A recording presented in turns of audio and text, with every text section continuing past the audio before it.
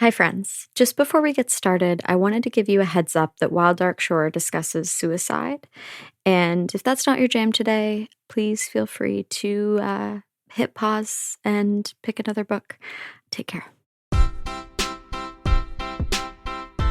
Hi, I'm Andrew. I'm Rick. I'm Tommy. And I'm Sarah, and this is Pagenerd.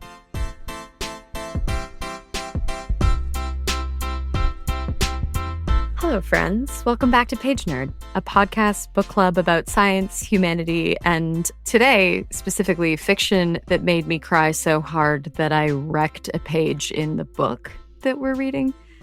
The book that wrecked me is Wild Dark Shore by Charlotte McConaghy, and I'm still not okay, so it's very possible I will cry again. Tommy and I had a pre-call, and I cried on that call, like not once, but like 4 or 5 times. So it's still raw. I finished reading it a few days ago and then texted Andrew immediately and told him that he has to read this book and that I refuse to spoil it for him because he's my friend and this is a wonderful book. And because you are all my friends, I don't want to spoil this book for you either. So if you haven't read it, please just go read it right now.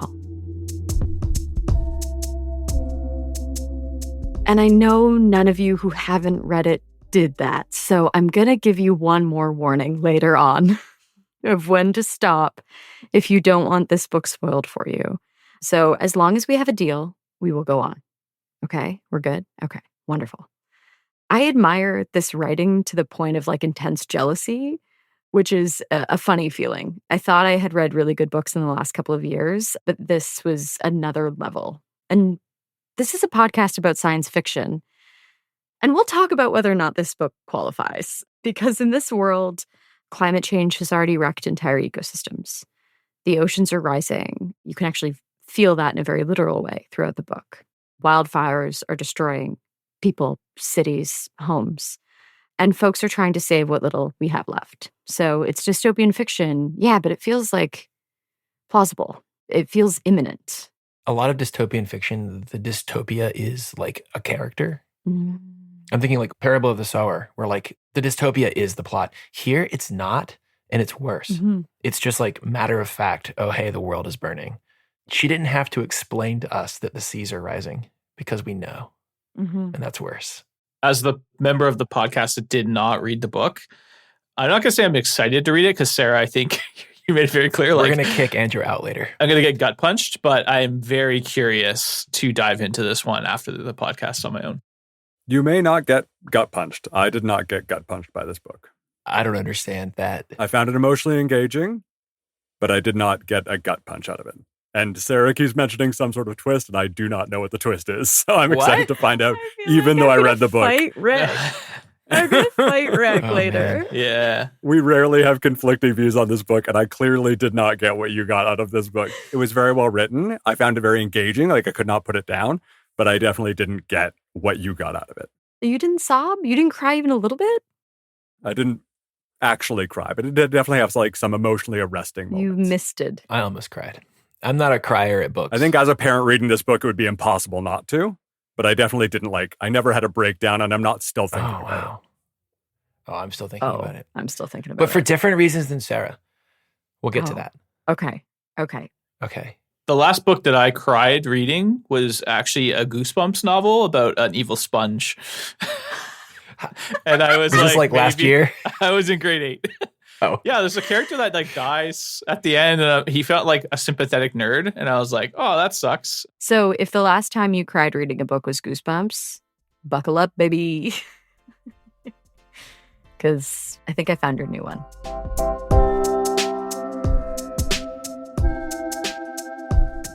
The story starts with a woman washing up on the shore of an island near Antarctica. It's a huge storm, and she's in a ship with one other person who does not survive.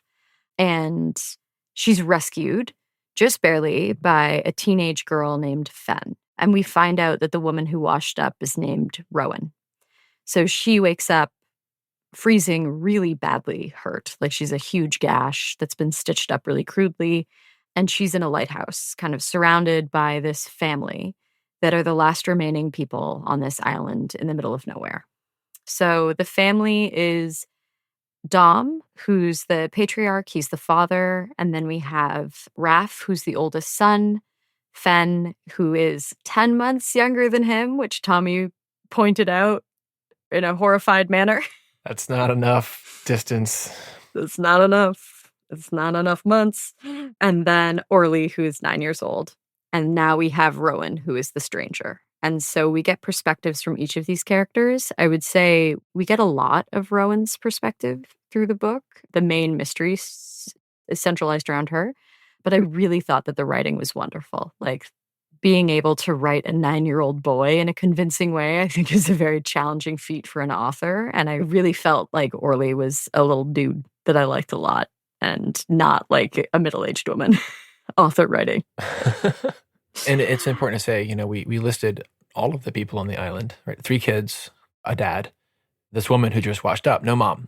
And Orly very quickly latches on to this woman who's washed up. It's very clear, like, he needs an emotional presence in his life, which is interesting because he's such an emotionally in tune person. His 2 passions in life are the seeds, which we'll get into, like the sort of botany. He's a botanist on an island that is basically all grass and birds. And like the history, the ghosts, if you will, of this island in the middle of the Pacific. He's very, very, very like a sage. That's a perfect word for Orly.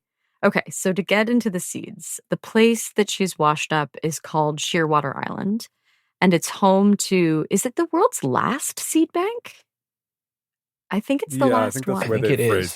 There were several, and now there's and now it's the last one, and there's no one else there. So this is a place where there is a lot of research. So there are research buildings, and there's this seed bank that contains seeds from every plant life that we could catalog on Earth. And with so many ecosystems being destroyed, these are the last remnants of those ecosystems.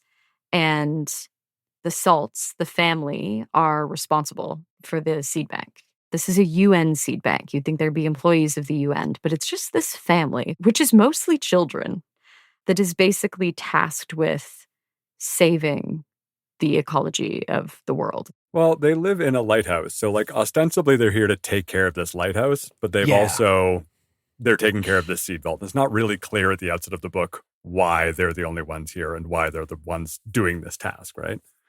Yeah, the dad's the handyman for the island, right? He's just sort of like the Mr. Fix-It. The island is otherwise empty.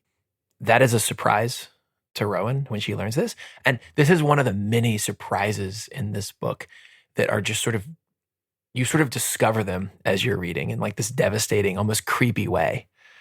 Like I'm here. I thought there was like a research station. There are 4 people, 3 of them are children. None of which live in the research station. They all live in this lighthouse. Yeah, they live up on the hill. It's abandoned.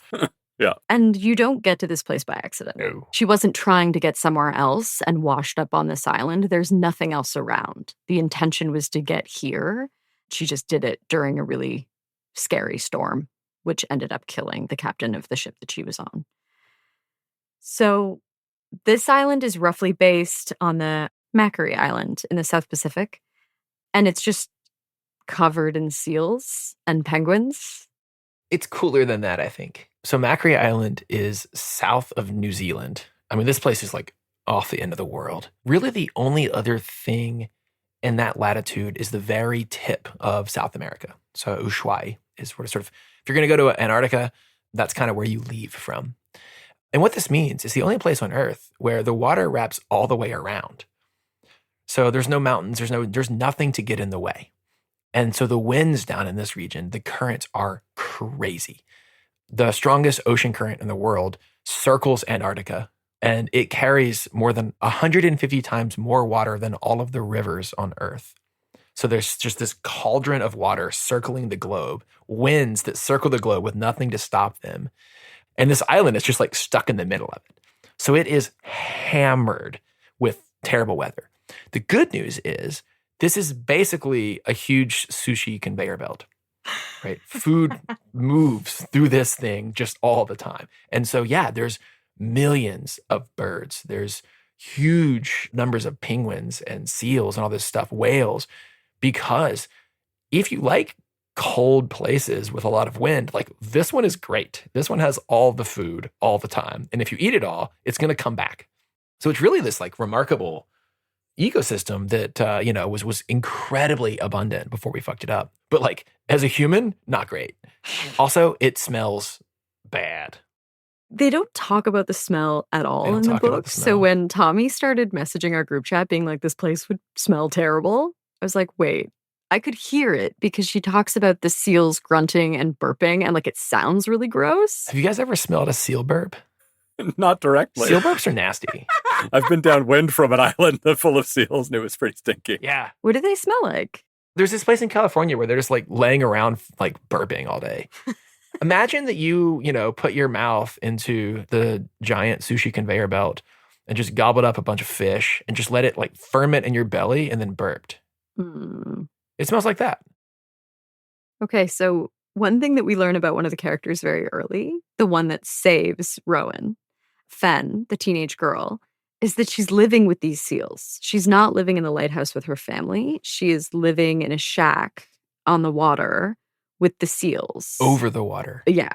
Which sounds both freezing and now like disgustingly smelly. Oh, horribly, horribly. This is another one of these things that we sort of discover.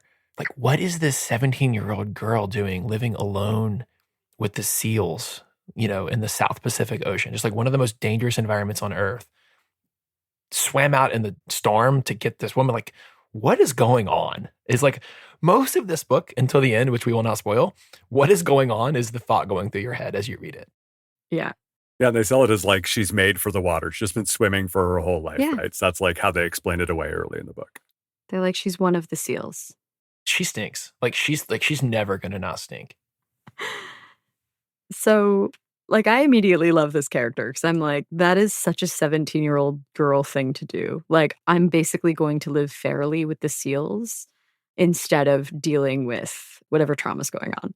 And like, that's some 17-year-old girl shit. Being a former 17-year-old girl, like you'll put up with a lot to stick it to whoever is pissing you off. So good for her. She doesn't come off as a rebel. She comes off as like a very thoughtful, sweet, quiet kid who is doing this incredibly dangerous, rebellious thing that she's being allowed by her father to do, just to live there. And that's how she comes to rescue Rowan.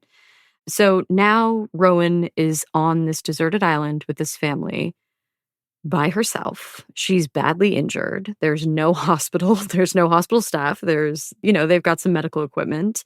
She's in a ton of pain. She can barely walk. And as she starts to heal, she's paying attention to this family and feeling like what Tommy described as like, there's just something strange. Like there's just something off going on here. Dom, who's the patriarch, is always working. He's that handyman type. He's never not doing a project. He's distant and calm.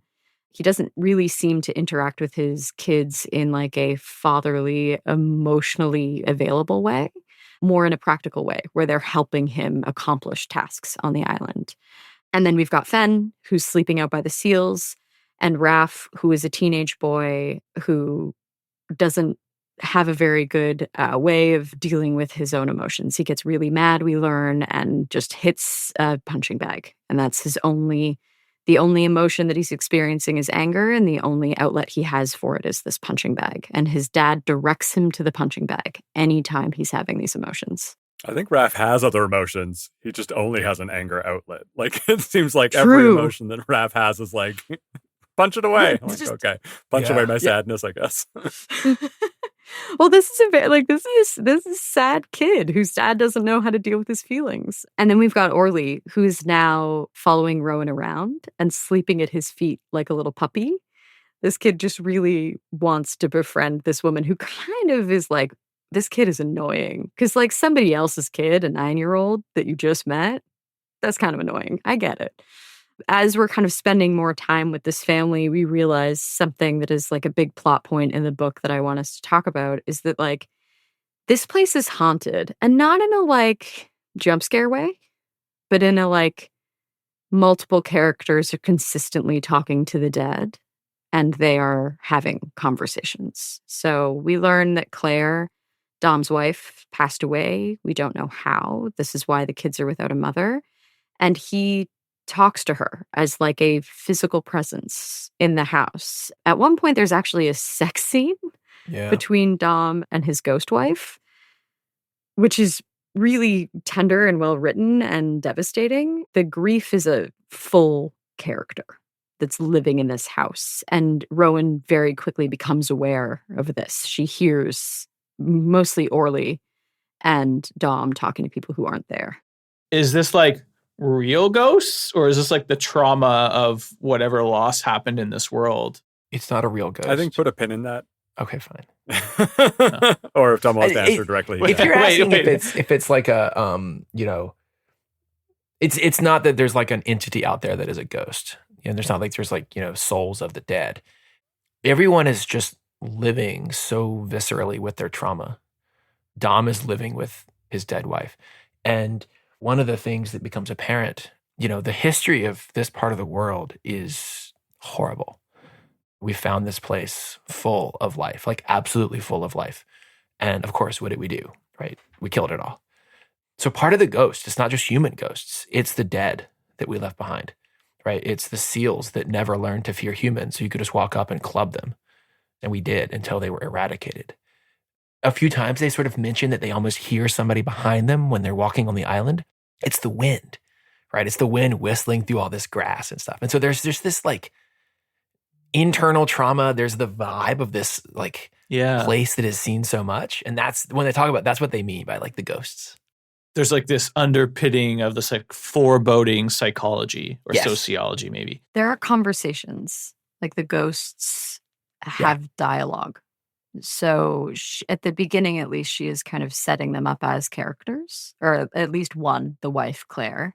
And whether or not you choose to believe as the reader that this is real and actually happening, or if this is all in the head of Dom, is not explained. It's up to you. And I think as a reader, like my belief was that this is his, like, he's manifesting his trauma and his grief as this entity. And this is how he is coping. And it's a really weird and creepy and haunting way of coping with this grief. But this is a man who just doesn't have any tools.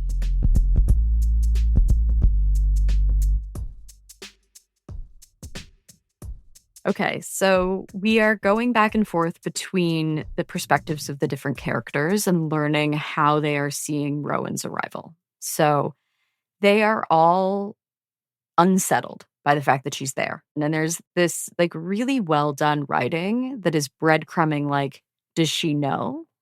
But we're never given an answer to like, what do you mean by it? Like, what does she, like, what is the thing that you're talking about? So we know that there's people are keeping stuff.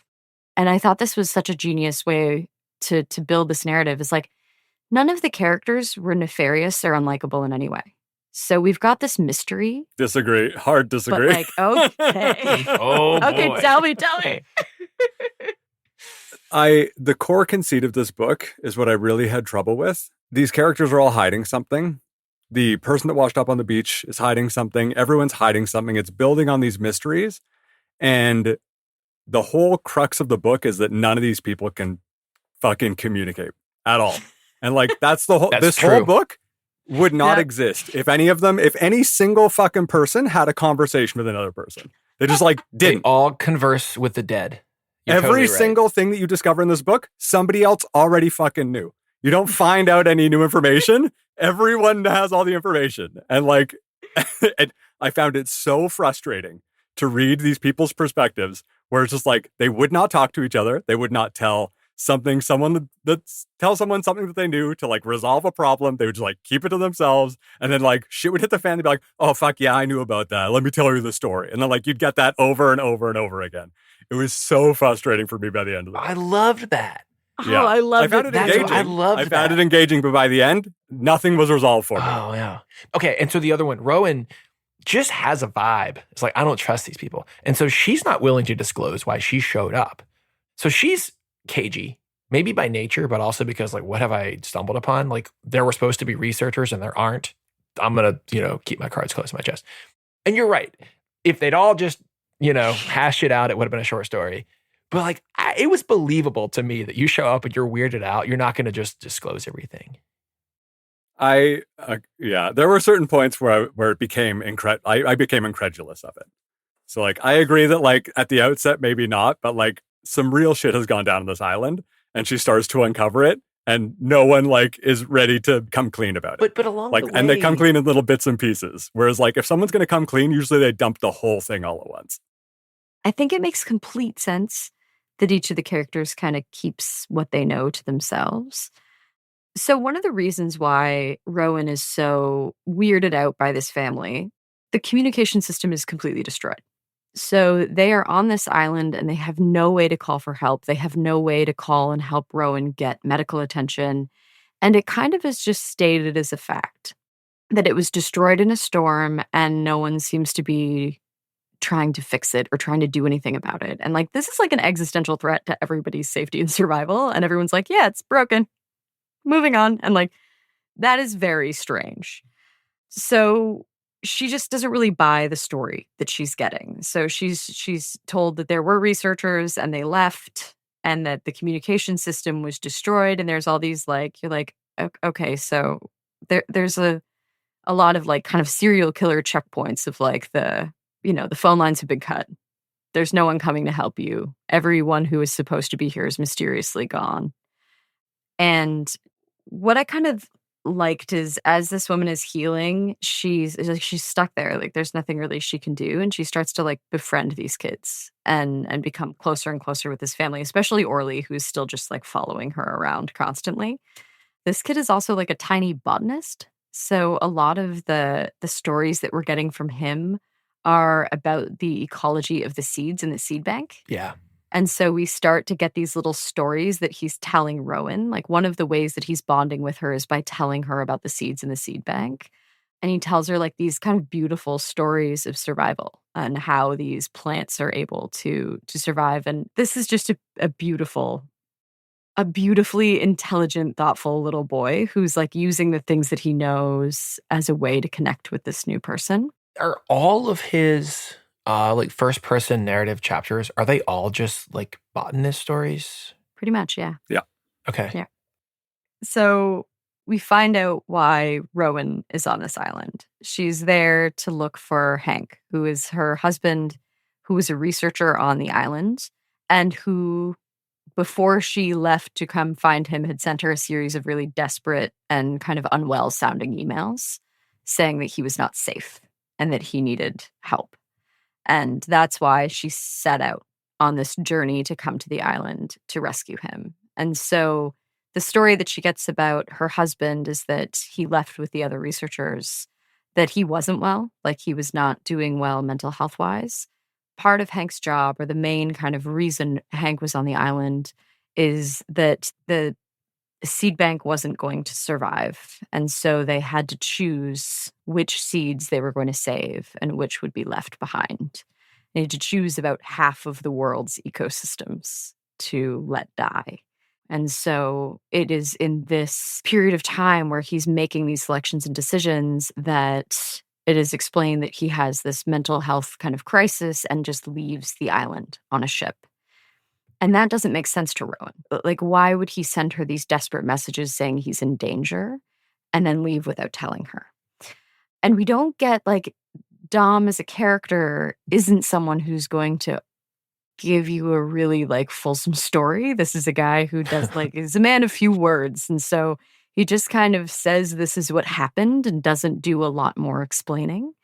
But there is an evening where Rowan is out with the kids and comes back and sees Dom in his workshop shutting a trapdoor. And so she goes in and opens it up.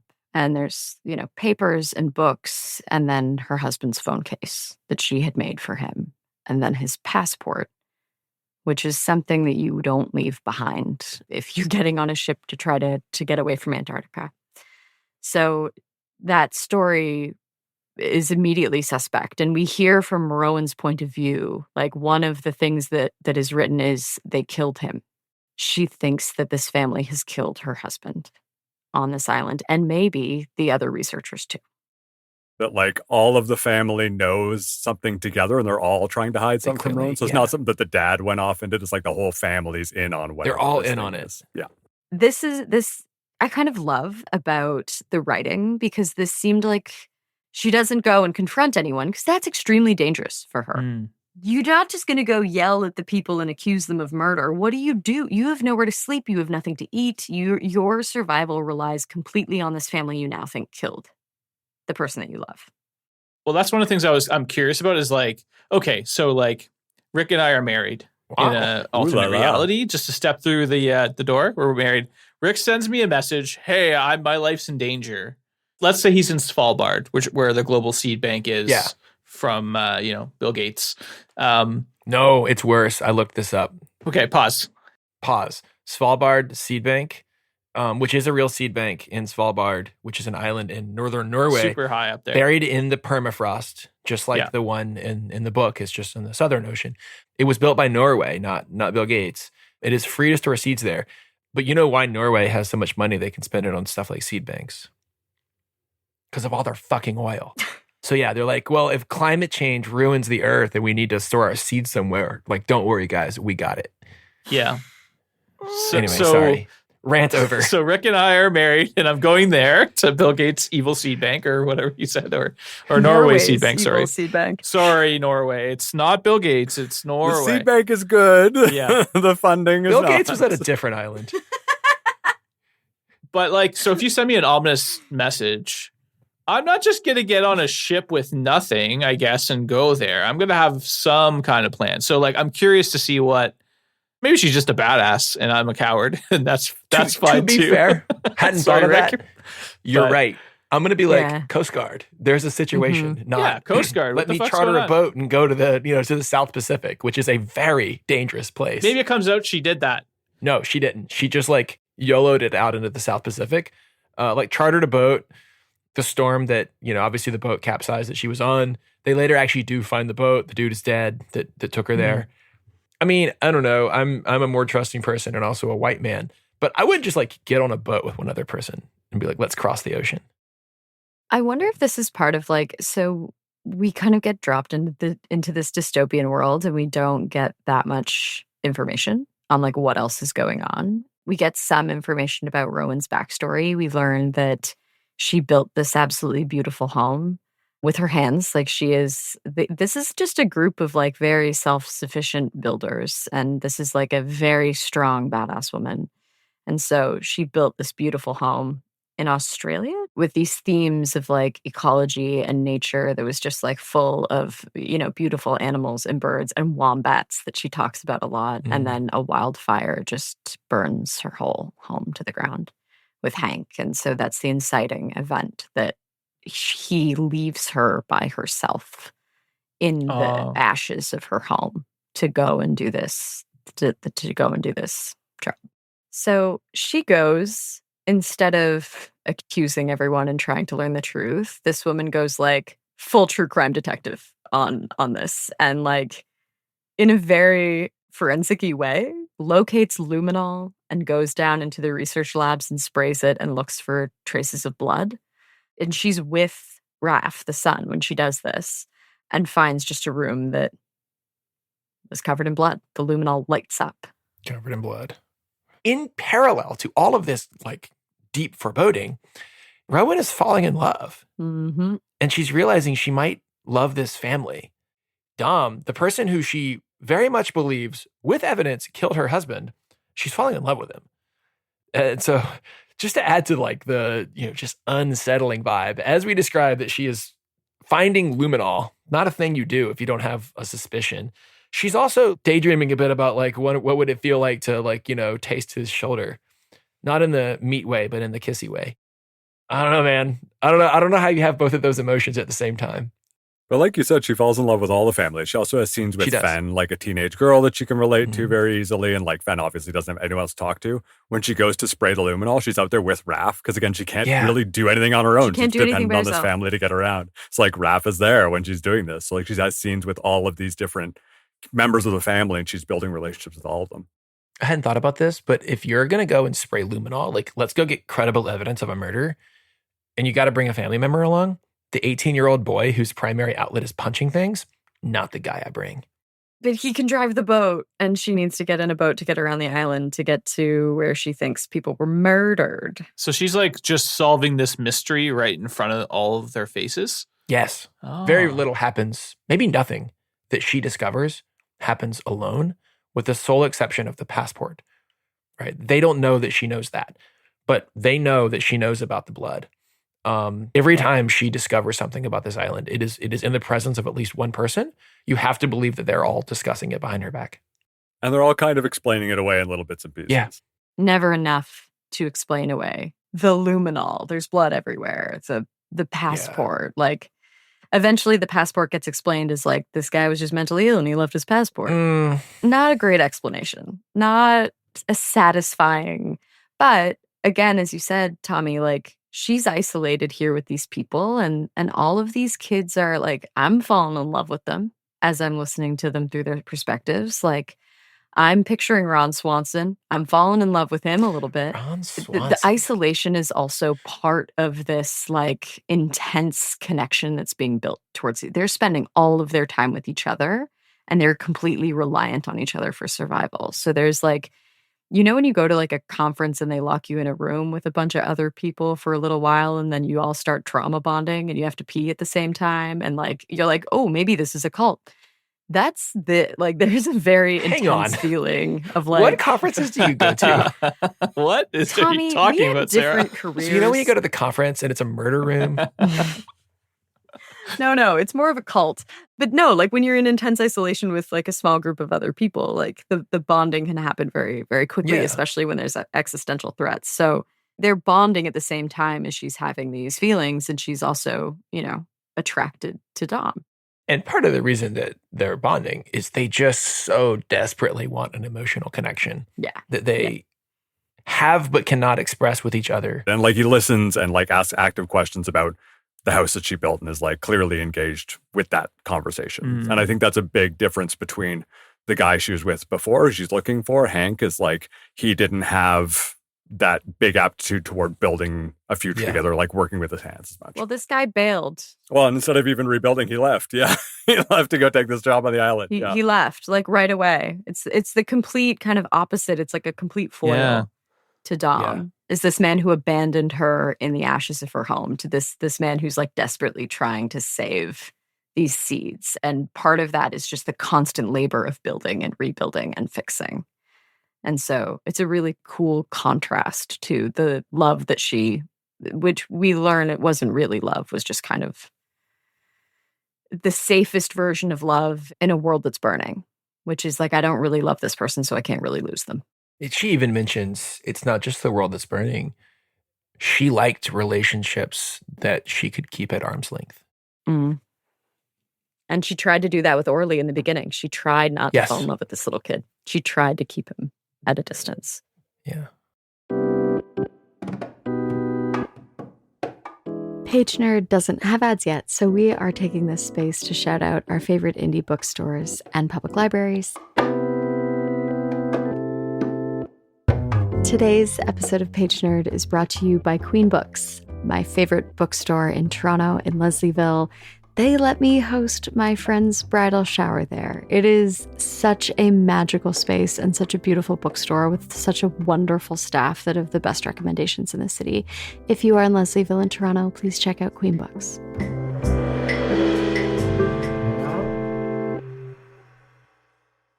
We are back with Rowan and Raph. She has discovered all of this blood in this room. And now they are taking the boat back. They had to stay overnight. It's freezing. It's unsafe to drive the boat in the dark. So they stay overnight in this blood research lab and then drive the boat back in the morning. And one thing that you have to know about Raph is really this kid has two outlets in the world. One of them is punching a punching bag. That's the outlet his father has given him.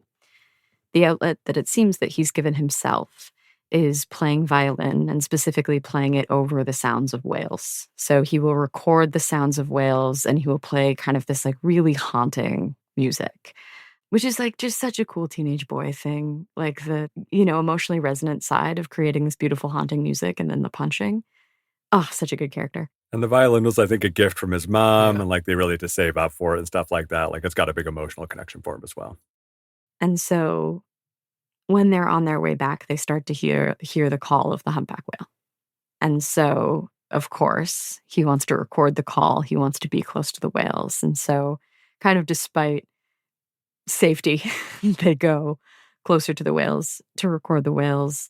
And there's this beautiful moment where the whales are cresting and they see them and they're hearing them and he's recording them and he's having kind of this beautiful experience. And then one of them jumps out of the water and lands on the boat.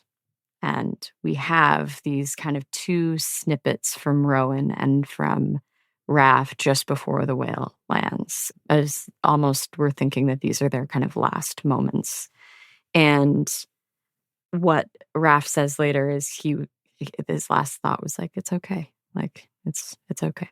It's fine. But we see from Dominic's point of view, as he's seeing this whale crest over the boat that's probably going to kill his son and this woman that he's growing attached to, the whale twists in the air away from the boat.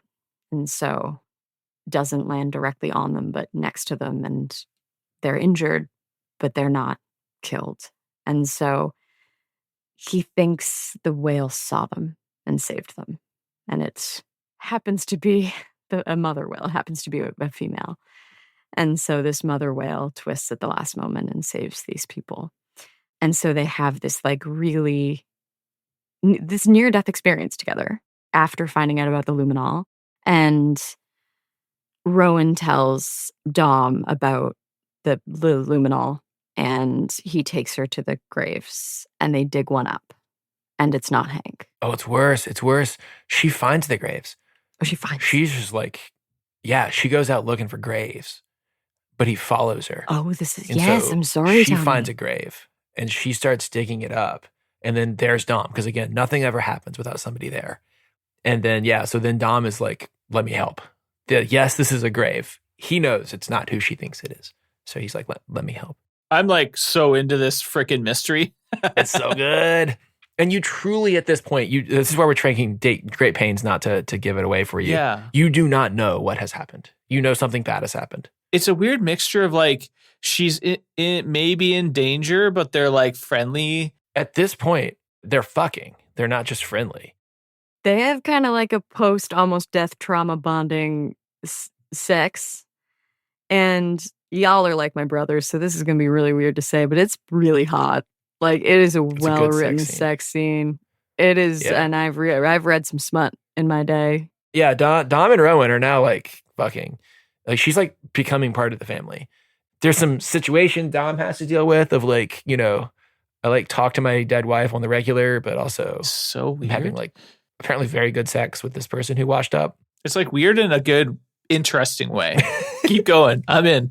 She's also married and she's like cheating on her murdered husband. Am I cheating or is he dead? If he's dead, the guy I'm sleeping with killed him. If he's not, what am I doing? You kind of get the sense that, like, even though the signals are pointing towards Dom having murdered her husband, like, she doesn't believe that to be true, or else she wouldn't be falling in love with him, or at least, like, that's kind of how she's rationalizing it to us. I don't know. At the end of some of her passages, she says, if he killed him, what would that make me? Yeah. There's a lot of inner turmoil happening here. But we're learning more and more about Hank, and we dislike Hank more and more the more we learn about this guy. So we dug up the grave. It's not Hank. It's someone named Alex, who is one of the researchers. And we learn Raph actually was in love with one of the researchers named Alex. They were in love. And the age thing, we don't explore it too much, but it doesn't seem like a big problem to anyone. Raph was 18. I'm sure Alex was in his 20s. I don't think it's a big deal, but let's not dwell on it. It seemed very sweet. And there was actually the day of Raph's 18th birthday. They go out on a boat to a little shack to spend the night together against the advice of everyone. This is not safe. There's going to be a big storm. There are two other researchers. One of them is Alex's older brother, who he loves very, very much and who's the reason that Alex is there. And when the storm starts to pick up and he's alone in the shack with Raph, it starts to flood and his brother comes to save them. And in that rescue attempt, the brother dies as well as the other researcher. They both drown. And the amount of guilt that Alex feels because he was the one who chose to go out there, even though he knew it was dangerous, and his brother is the person that he cares about most in the world, hangs himself on the island in his guilt. And so we have now dug up Alex's grave, and we've learned this like compounding grief story that is part of Raph's story. And so this isn't a good explanation of what's happened to Hank, but it's also not a good explanation of the Luminol necessarily, but it is. It is though, because we know that Alex hung himself, but that is not said. Oh, she doesn't know that. Okay, so this is how she resolves it to herself. She thinks this explains the luminol or the blood. You know that Alex hung himself. Rowan knows that Alex killed himself. I see.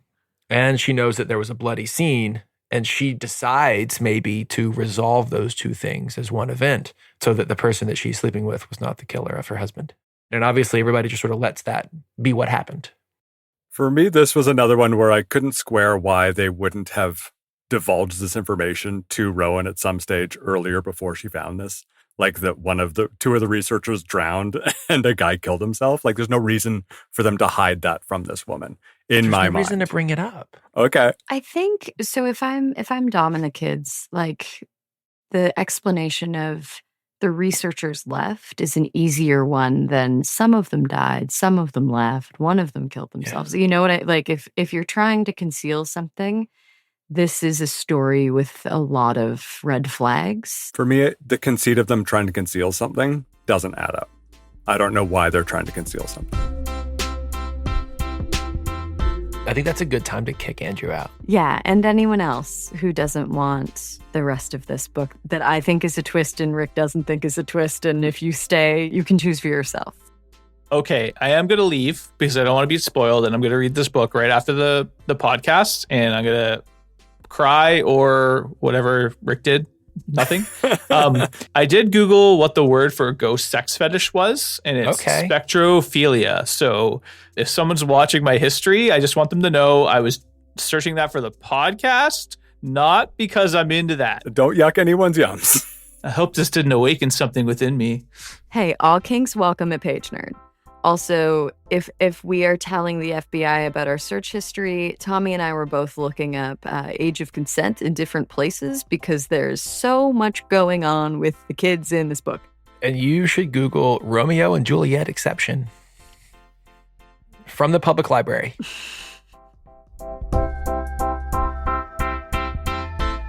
Hey, Sarah here, just interjecting. We are about to talk about sexual assault and grooming. If that is not what you want to hear today, I completely understand. Hit pause now and take care of yourself. Hank is in the fucking basement. Hank is in the basement. Hank is in the fucking basement. Hank is in the fucking basement. Prison. What the in the basement. Okay, we haven't talked about the seed vault is buried in a mountain with an entrance that is maybe a little too close to the water. Not great. The mountain is all permafrost, right? It's like quite cold there, or it was permafrost, but it's all melting. Somehow under that, which physics don't work this way, under that is a spot where they have kept Hank alive in a metal room this entire time. The entire time all of this is happening, Hank is there. So they're in the final stages of cleaning out the vault. And Rowan gets kind of an ick because first of all, Orly is always going over into the corner and saying something, which is weird. And also, Dom insists on always being the last person in and out. So she's got a bit of an ick. And so she sees that there's an air vent over in the corner and goes in it and goes down a ladder. And then there's her husband. End of scene. Then Finn starts narrating. And this is a common thing. There's not a drop scare, but here's a thing. And then the next narrator fills in why. But you only learn the why after Yeah, that was the same way they did it when they found the blood in the room. Yeah. Yeah. It's so well done. So good. So Okay. we're getting backstory from Fen, and she's telling us about this infatuation she has with one of the researchers. She's watching him. She's having fantasies about him. There's no one really else on the island, and this is a 17-year-old girl, and I've been one of those. This is what boy bands are for, but there aren't any of those. So she is obsessed with this researcher, and we find out that it's Hank, who she has developed this infatuation for. And unfortunately, Hank is into it. Hank is disgusting and horrible, and we hate Hank. And he starts sleeping with the teenage girl. Who can't be stressed enough. She smells like seal birds. And this dude is married and abandoned his wife. Also, he abandoned his wife, and he's like 45. There's a lot going wrong here. Yep. And one thing that you should know about Hank is that he had been pressuring Rowan to have a baby. This is one of the reasons that we collectively hate Hank. We learn through the narration that he really wants to have a child. He wants to have a baby in this world that is being destroyed after his house has been burned to the ground, after his wife has been very clear that she does not want to bring children into this world of destruction. But also they both didn't want to. That's the important thing. Yeah, like neither of them wanted to. They agreed that they didn't want to bring kids in. Then he changed his mind and blamed her. Yes, which happens more Does than it happen. should. Not saying it doesn't happen, but it is shitty. Yep. And there's a line that like lives in my bones now where she says, and eventually I realized he only saw me as a vessel. When she won't have a baby, he leaves. He leaves her in the ashes by herself. And so very quickly in Friend's narration, she's having an affair. Not even an affair. This is not an affair. Okay. This is assault of a child. And she thinks she's pregnant. And so she goes to tell Hank. And Fen doesn't have a mother figure to talk this through. Like she's 2 days late for her period, so she goes and talks to this guy about it. Yeah, and 2 days late for your period when you're a teenager is very normal and could be anything. The other thing that I kept thinking about this, so she goes to tell Hank that she's pregnant, and I was like, oh, this girl doesn't have a healthy fear of men. Like she doesn't have a woman figure in her life that would say, hey, if you happen to at any point be sleeping with a man who is married who is older than you and you get pregnant, keep yourself safe. That's when a lot of murder happens. This is not a safe situation for you to be in, and you have not had anyone keeping you safe in the way that a mother or another woman would. Because the alarms going off in my head in this scene are so loud, and I'm so scared. And I just know.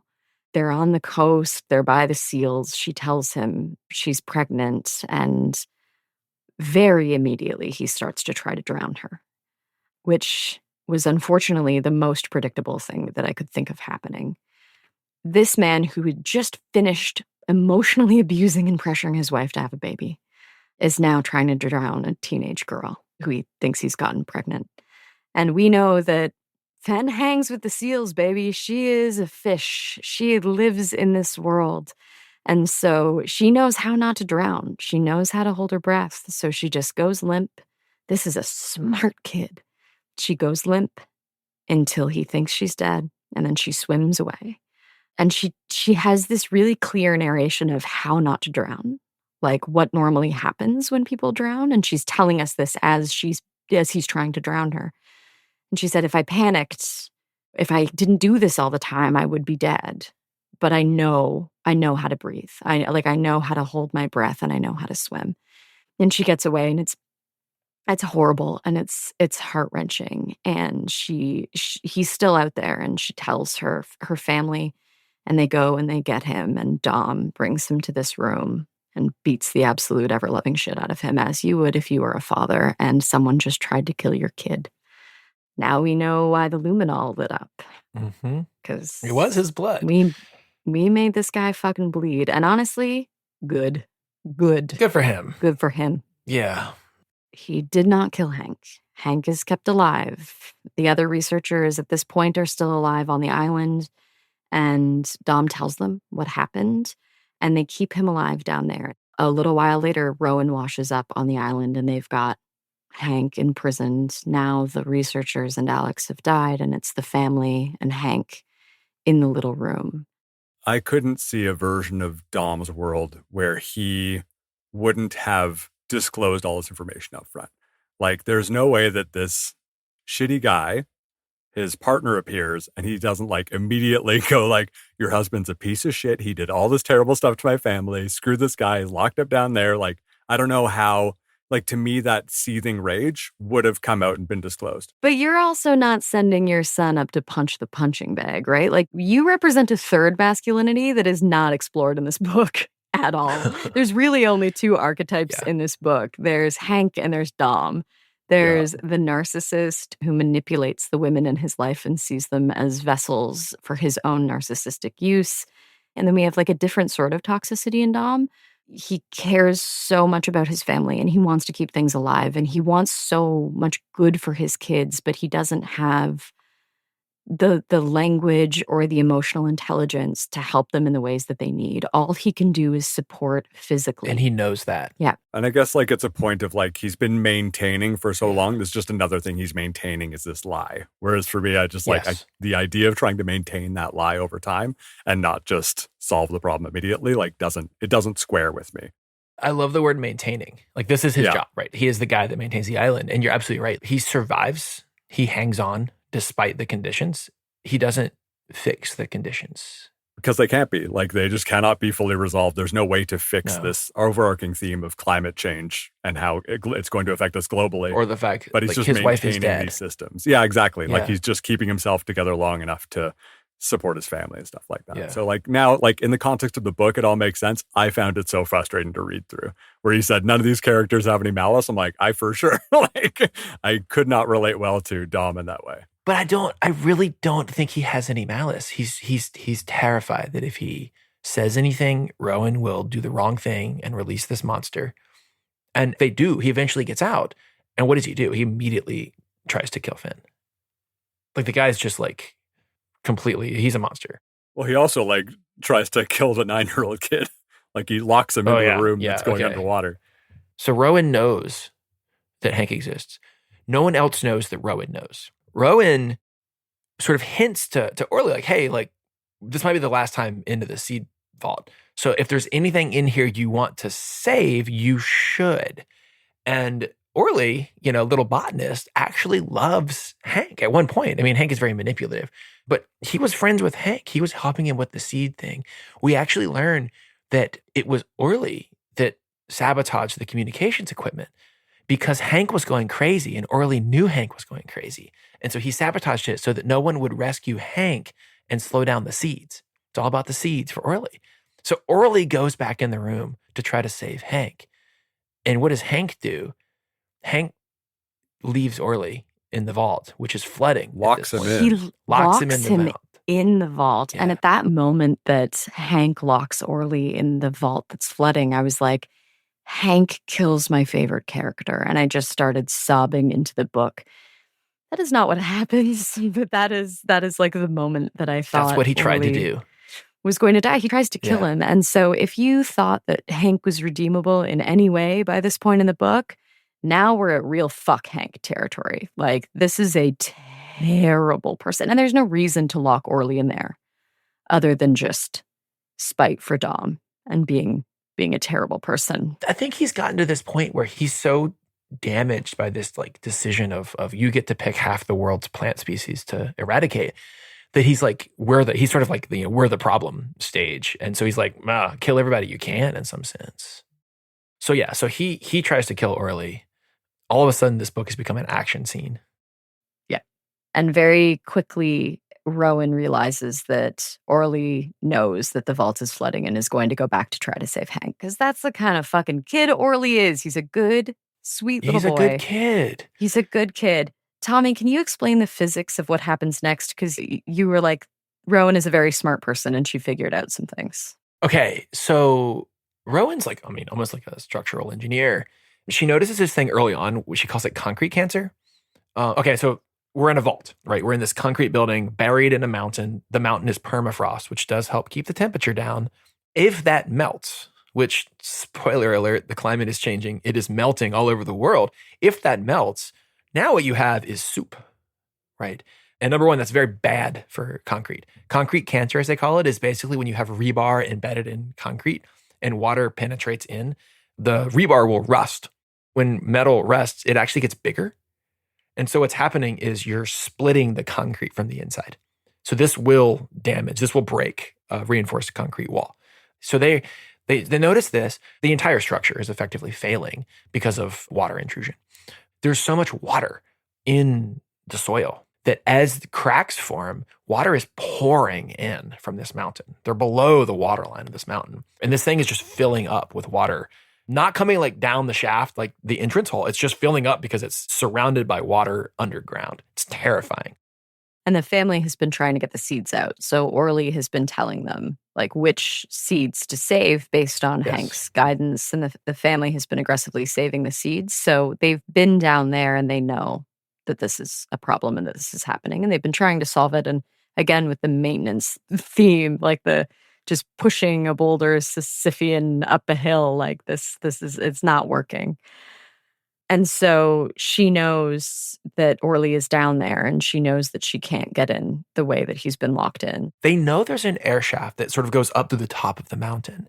So Dom takes basically one power tool, like an angle grinder, and goes up to the top of the mountain to sort of basically grind away the cap on this air vent. Rowan goes in the front door, and when it shuts behind her, now water is pouring into this vault. Right? There's a door, if you can imagine, the door opens into the vault. So when it shuts, to open that again, you have to pull it towards you. Well, now there's all this water. You cannot open a door if you're on the same side as a lot of water, right? So once that door slams shut, she's not getting out that way. Orly's in there with her. And so they actually go and have to climb this ventilation shaft, which does have a ladder, thankfully, and hope that Dom at the top has managed to open this door to the ventilation shaft, which is like rusted shut. And like Dom is basically realizing that the tool that he has is going to be too slow. Everything has been welded shut. It's not just bolted shut. It's been welded shut. And you see the like Ron Swanson determinism, just like, I'm going to do this, or my kid and the woman that I've fallen in love with dies. And he knows this is like, oh my God, I'm going to start crying. So they're at the top of this, at this air shaft, and it's taking in so much water. And Rowan is, Orly's above her. He's the child, and her head's starting to go under the water, and she's starting to realize, like, I'm not going to be the one that makes it out. Orly has to make it out. And there's a little hole for one person to put their mouth up to, so only one of them can breathe at a time. Orly slips into the water, so he was the one breathing, and so she's under the water. Orly slips into the water, and she realizes this kid is going to panic and he's going to drown, and his dad is so close to saving him. And the human instinct is, I should go up to the top and take a breath. Like, I should take a breath from this. But she knows that Orly's got seconds. And so she takes the remaining breath in her body. Someone else tell it.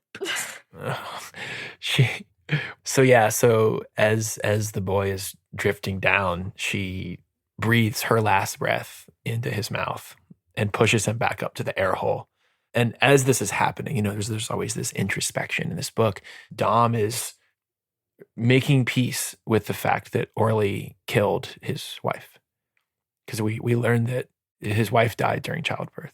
And so, there's always this tension of, I got the boy, but I lost my wife, who he's been talking to for 9 years. And he lets that go for the first time.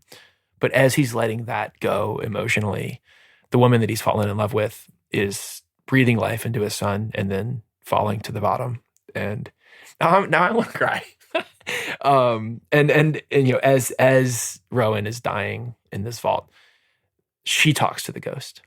Rowan didn't want to be a mother. She was very nurturing, but she didn't want to be a mother. And she is now a mother for Orly. But then she dies.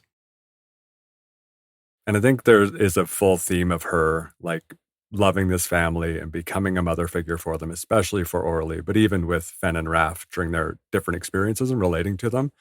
And for someone that didn't want to be a mother and kind of fell into this family, she really realized, I think, a lot of what comes from motherhood by the time that she was breathing life into this boy. and like carrying on the spirit of motherhood that the other mother had to let go of, right? Like Ori's biological mother. Are we back, Sarah? How do we feel? I'm breathing. I'm breathing. This book was so good. And then the book ends. I will say, I was at the time, I read this on an airplane and was like, don't cry, don't cry, don't cry. And I was kind of disappointed. There were some serious unresolved trauma issues that we all had to deal with as a newfound family that has to, for the first time in years, be moved to the mainland and figure this out. We didn't have to deal with that because Rowan's dead. There's still some shit they got to deal with. That family is fucked. But I don't know. I was so disappointed. I was like, oh, I want there to be more of Rowan, but she's gone. There's a revelation in the vault where she's talking to Orly. Because we've been saving the seeds, right? Hank's made the plan to save the seeds, and Orly reveals that Hank was supposed to make the plan, and they thought they were following Hank's plan, but really they were following Orly's plan, and Orly was saving the good stuff. The mandate was save the food, just save the people and leave everything else. And so Orly, he said he kept some rice and some wheat, but everything else was the good stuff, the stuff that would not come back if we didn't save it. And he was like, the humans will figure it out, and all of this stuff deserves to live just as much as us. Oh, what a wise little kid. This gets to like why we have a seed vault in Svalbard. It's not just the eradication of species from climate change. They're actually more worried about monoculture agriculture, right? The fact that basically like all corn is like one species of corn. And if that one is wiped out by a disease, then like we need some other corns. Well, and that's what happened with bananas before, right? We had the Gros Michel banana, but they were all clones of the same plant. So once a fungus came through that could feed on one of them, it practically wiped them out. So the bananas we have now are Cavendish bananas, which are just slightly more resilient to it, but still affected by the same fungus. How did you just know that it's a Cavendish banana? How do you have that? How did you have that proper noun in your head? Brain is an encyclopedia of things. Weird, useless stuff, though. Not relevant to my work in any way, shape, or form. Wow. But yeah, Gros Michel, the old types of bananas, in English it translates to Big Mike. How do you like that? It's like calling Big Mike. Yeah, well, it's Gros Michel is like Big Michael. So they call them Big Mikes in the States, apparently. That's not what we call it. We've never, if I walked up and it was like handed somebody a banana and was like, this is a Big Mike. Those are the old ones, Tommy. Now it's Cavendish. But if you search for Big Mike bananas, it's a Gros Michel. Should I let Andrew come back for a couple minutes, or should we? Yeah, we can invite Andrew back. Oh, Sarah crying? It happened. Sarah cried. I almost cried too. Okay. And I didn't know the book well enough to take just over. Like, well, actually, if they just had a conversation. You fucking monster. A little bit. So unrelatable. These people wouldn't fucking talk to each other. If you can process your emotions, nobody gets killed. I feel like, Rick, you're coming at this from like a very well-balanced, good partner communicator standpoint. These are people at the end of the world who've gone through trauma from what little I understand of this, what the fuck happened in this book. More than you could possibly imagine. There was no good solution. Like, like Dom was lying for the sake of lying. There was no version of the world where eventually his lies would pay off in some meaningful way. It was just like, I'll just keep fucking lying about shit. Like there was never going to be a proper resolution to it. So it's that farsightedness of like me always seeing like, at the end of the road, I'm going to have to deal with this. I should deal with this sooner. Whereas we got to the theme of just maintaining, right? He's just maintaining everything on the island. So again, this lie is just nothing he has to maintain. Was kind of the theme that we talked about. I think there's a theme, back to the ghosts, maybe. A almost character in this book is the past. And we're not sure if it's science fiction, but it's definitely steeped in the past, right? And they talk about these vats, right? These big metal vats that are on the island. And it turns out, right, so white people discover the southern islands. We discover they're just like full of whales in a way that we will never comprehend. And so what do? We kill them all, obviously. If you've ever read Moby Dick, right? This is where Moby Dick happens. They're down there just slaughtering whales. Why were they killing whales? Well, they were killing whales to get the oil, right, the blubber. because it makes better candles. Not because it makes candles. Other things make candles, but those candles are too smoky. And so we killed almost all the whales so that rich people could have candles that didn't smoke as much. And we went down there, and much like Finn, the seals were not afraid of people. They'd never seen them before. So you could get off the boat, you could go on shore and walk amongst these just unending sea of mammals, right? And club them and skin them and take their blubber and turn it into candles. And when we were out of whales and we were out of seals, we still had penguins. And they realized if you boiled a penguin, you could get oil out of the carcass. And so they built these vats, and they're dotting the island, and they're still there. If you go look at the actual island, you can see pictures of these vats where they just pushed the penguins in alive and boiled them to get more oil. Again, so that rich people had candles that didn't smoke as much. And that just like thing that we've done to the earth, the comeuppance. This entire book is based on this, like, there's going to be a comeuppance that's going to happen. And like on a planetary scale, that comeuppance is like there in the book the whole time. I mean, it's very real, right? It makes it very tangible. And I don't know if that counts as sci-fi, but I feel like it was steeped in mystery, steeped in a lot of like relevant themes. So I think you all did a good job of like getting me amped up to dive into this one as much as I can be, because I'm curious to see if I have. Oh, it's gonna make you mad. If I have more of a Rick reaction or more of a Sarah reaction, or if maybe I'm more in the middle. I don't know. I've been quiet because I'm finally not crying. But the one thing, Andrew, as you go through this book, and for anyone listening to this, the theme of motherhood and sacrifice, both in the animals and in the characters, is so poignant and has so many connections back to the nature elements of the book as well. I think being a mom reading this book, one of the reasons why I'm crying so much is there's so many layers to that theme in this story. And as you're reading it, look for them, because some of them club you over the head, and some of them are really subtle and based in the nature and the seed storytelling that we get from Rowan and from Orly. And it'll make you cry if you think about it too much. And what happens when we have generations of men who can't access communication or emotion or any sort of kind of balancing feminine presence in their lives, and what can happen to them and to their relationships.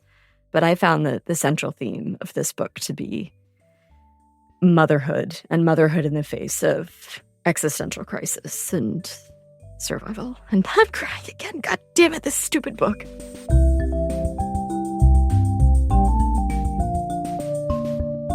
Pagenerd is Rick Vieweg, Andrew Corway, Tommy Guy, and me, Sarah Stockdale. The producer is Jay Cockburn. Next episode, we're discussing the sci-fi horror book The Intercepts by T.J. Payne, and Jay is going to throw up while producing it. Happy reading.